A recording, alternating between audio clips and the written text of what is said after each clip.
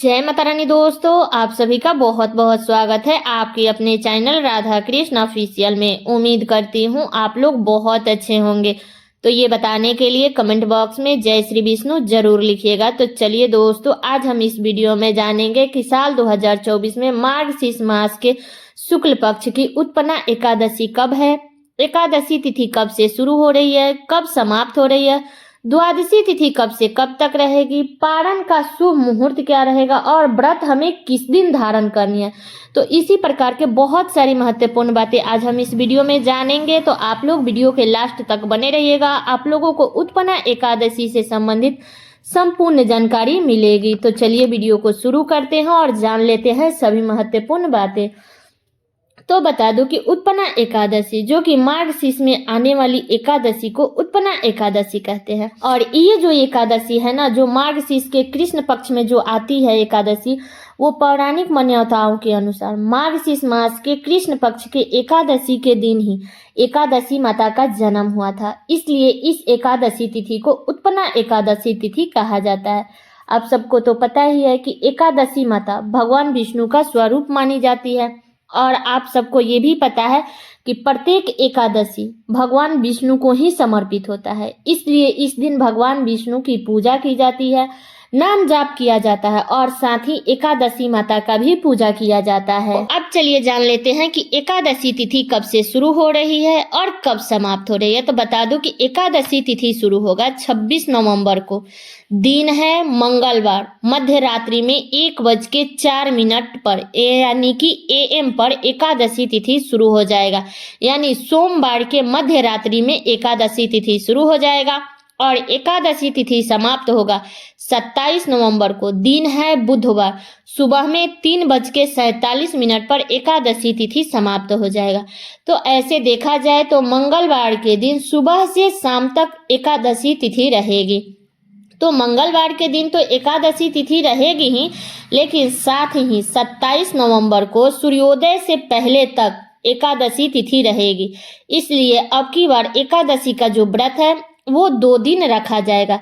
ऐसी मान्यता है कि जब भी एकादशी तिथि 2 दिन का पड़े तो हमें पिछले वाला एकादशी तिथि करनी चाहिए, क्योंकि आगे वाला टूट भांग रहता है, इसलिए हमें पीछे वाला करनी चाहिए।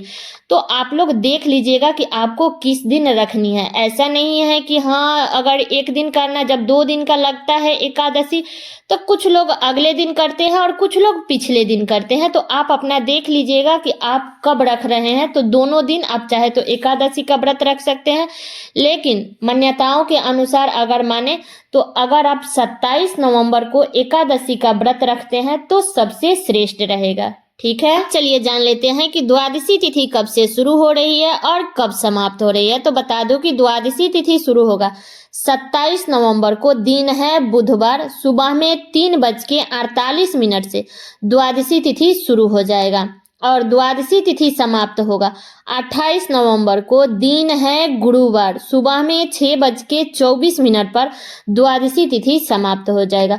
तो जो लोग भी 26 नवंबर को व्रत रखेंगे तो वो लोग 27 नवंबर को दोपहर में 1:32 से लेकर के और शाम में 3:40 तक वो लोग इसी बीच में व्रत का पारण करेंगे। ठीक है, और जो लोग भी 27 नवंबर को व्रत रखेंगे तो वो लोग 28 नवंबर को सुबह में 6:53 से लेकर के और 7:37 के बीच में वो लोग व्रत का पारण करेंगे, जो लोग 27 नवंबर को एकादशी का व्रत रखेंगे।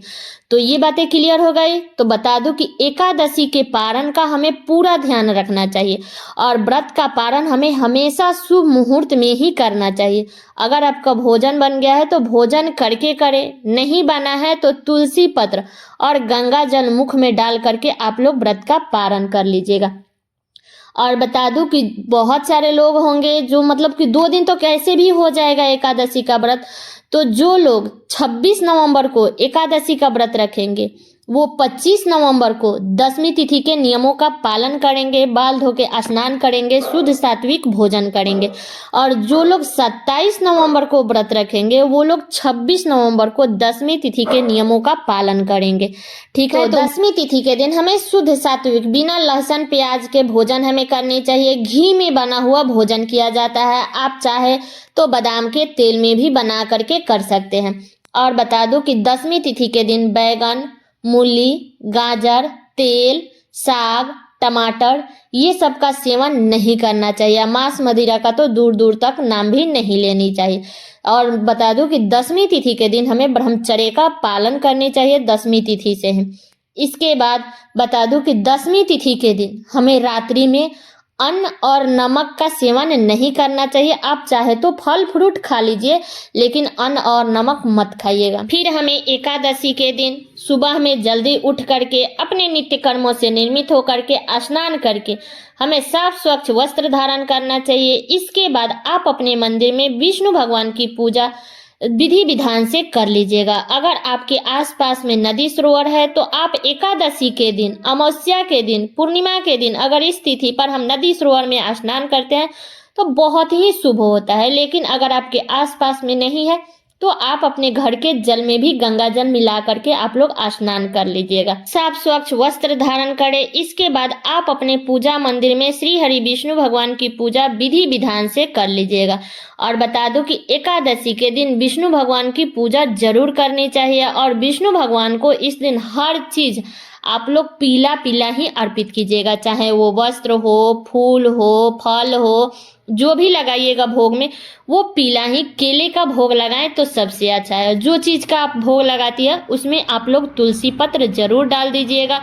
आजकल तो ऋतु फल भी मिल रहा है, तो जो आपको मिल जाए वो आप लोग लगा दीजिएगा, लेकिन केला का भोग जरूर लगाइएगा। एकादशी के दिन दोनों समय श्री हरि विष्णु भगवान की पूजा करनी चाहिए, आरती करनी चाहिए।